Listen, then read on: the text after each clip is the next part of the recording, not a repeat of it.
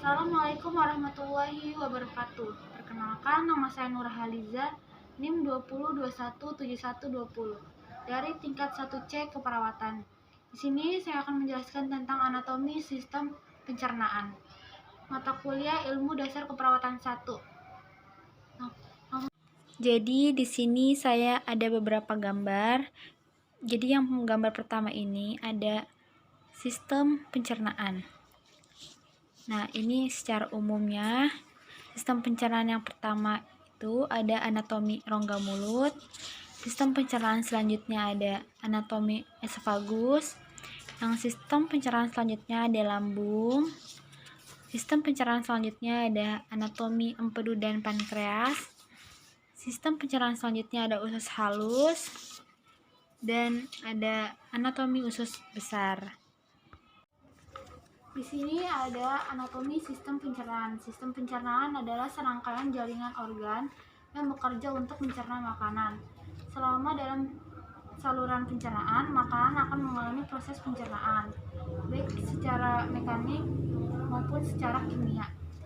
Pencernaan secara mekanik adalah proses pengubahan makanan dari yang besar menjadi kecil. Proses mekanik itu biasanya terjadi pada mulut dengan bantuan gigi dan lidah. Pencernaan secara mekanik juga terjadi di dalam lambung dengan bantuan gerak peristaltik dinding lambung sehingga makanan seperti diaduk. Sedangkan pencernaan secara kimia adalah proses pengubahan zat makanan dari bentuk yang kompleks menjadi bentuk yang lebih sederhana. Misalnya protein menjadi asam amino. Nah, di sini sistem pencernaan itu yang pertama itu ada tong. Tong itu artinya mulut atau disebut rongga mulut.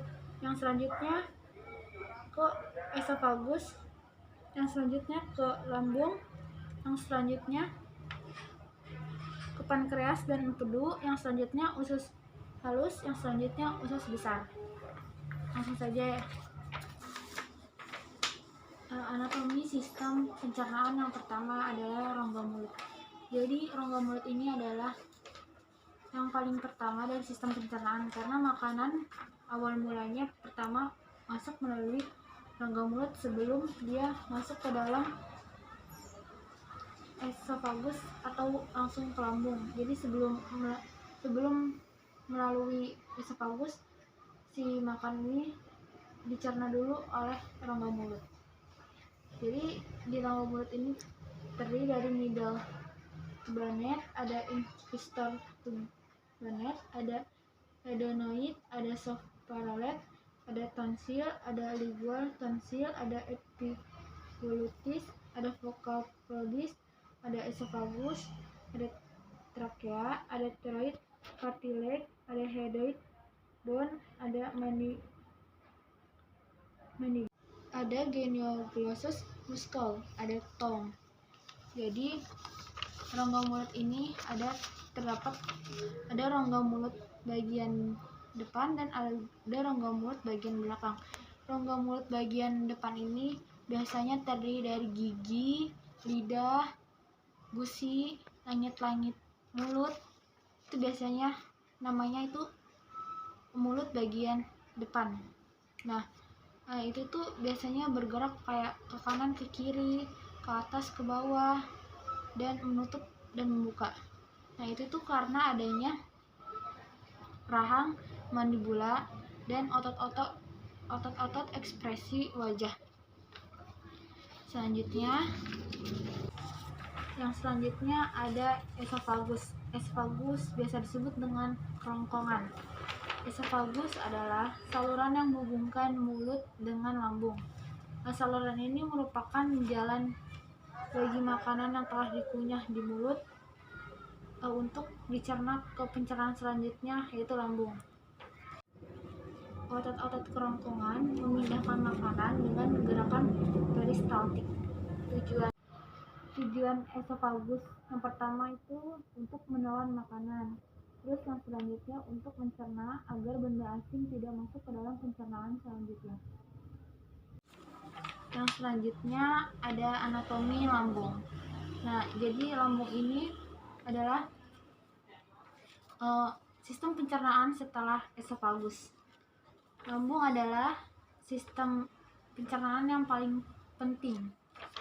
Jadi di dalam lambung ini ada otot kardia, ada kerongkongan, ada pintu lambung, ada buah hap, ada katup pilori, ada usus 12 jari, ada lapisan dalam, ada kubah, ada tubuh lambung, ada serabut otot longitudinal, ada serabut saraf melingkar, ada serabut saraf melintang, ada lapisan mukosa, ada lapisan submukosa.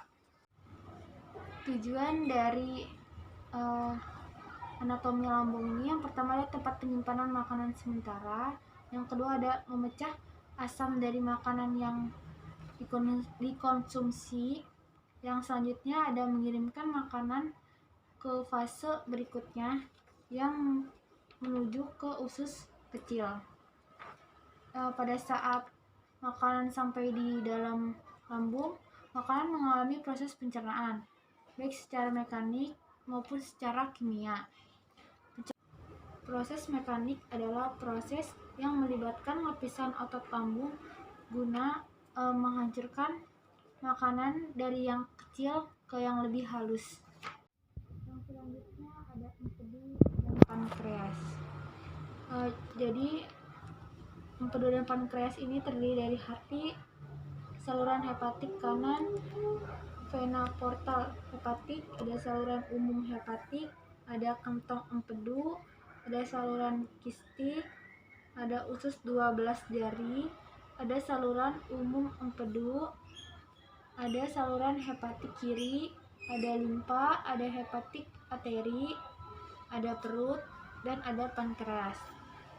Jadi fungsi empedu itu yang pertama untuk penguraian lemak, yang selanjutnya yaitu untuk membantu fungsi hati dalam pengeluaran zat metabolisme di dalam tubuh. Yang selanjutnya ada anatomi usus halus. Pertama itu duodenum itu sama dengan usus halus 12 jari.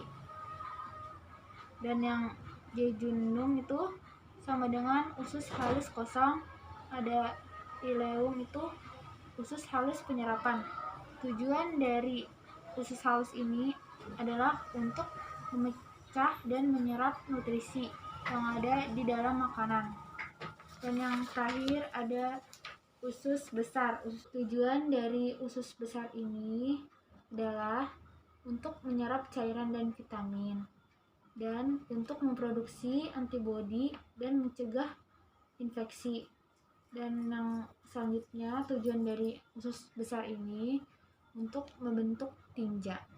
Nah, cukup sekian praktikum dari saya, kurang lebihnya mohon maaf. Wassalamualaikum warahmatullahi wabarakatuh.